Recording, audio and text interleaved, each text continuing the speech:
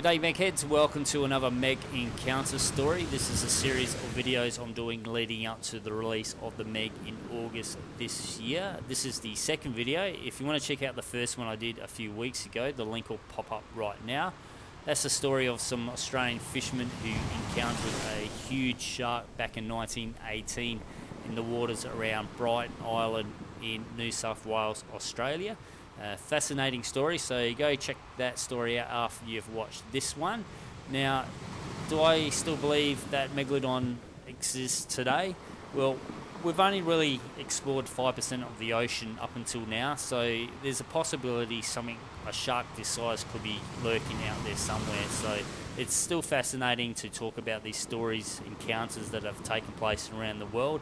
So there's a possibility that the Megalodon could exist, or it could be a relative of the shark that is lurking out there. But today we're going to talk about a couple stories that took place back in 47 and 53, and they took place in the same area as the one in 1918 around Brighton Island. So could this be the same shark? Who knows? But this story will link in the description bar down below, so you can go check it out for yourself. It was written up back in 2017 by the Herald, and you can go check it out and have a read for yourself. But this one I'm about to read right now. Back around 1947-48, I was working at Stockton Ferry Slipway near the Boat Rollers Hotel when we had to slip a fishing trawler.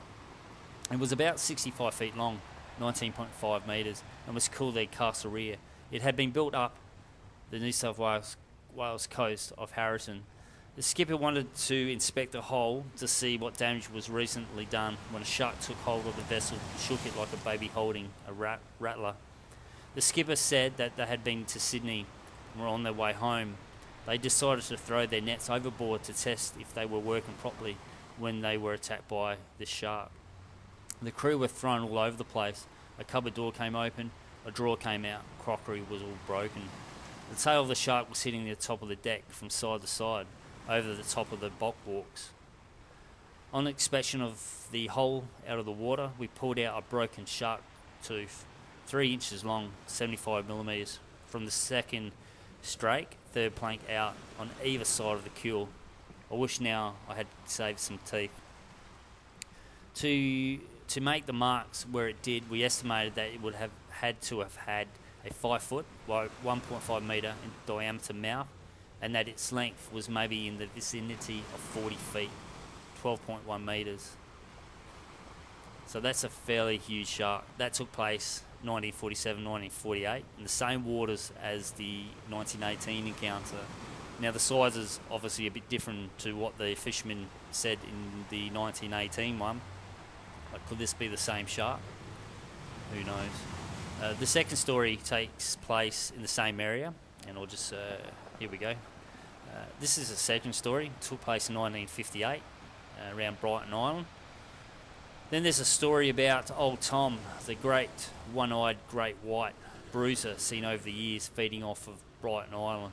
In 1958, popular TV quizmaster Bob Pickerbox Dyer radioed to report a great white between Hawk's Nest and Brighton Island lurking under his game fishing boat, which was a converted tug. It had been longer, the shark was longer than his boat, which was 60 feet long, 18.8 metres. Could that be another fisherman's tale? So that's another interesting encounter of a shark in the same waters as the first encounter in 1918. So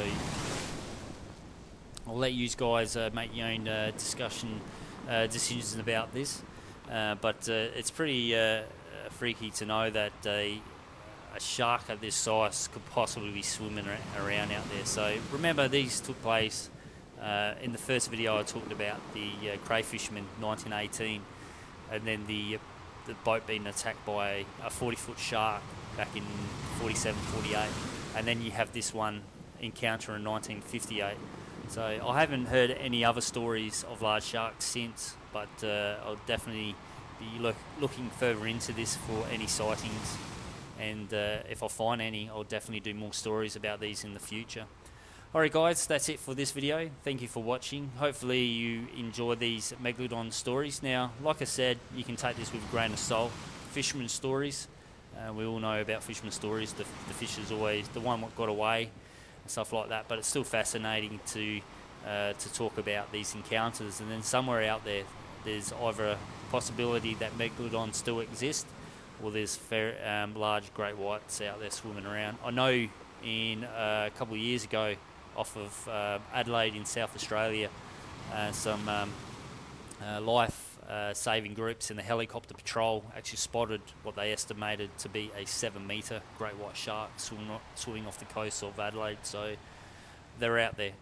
Alright guys, thank you for watching. Hit that like button, share this video, subscribe to the channel if you're new. Until next time, I'll see you in the next video.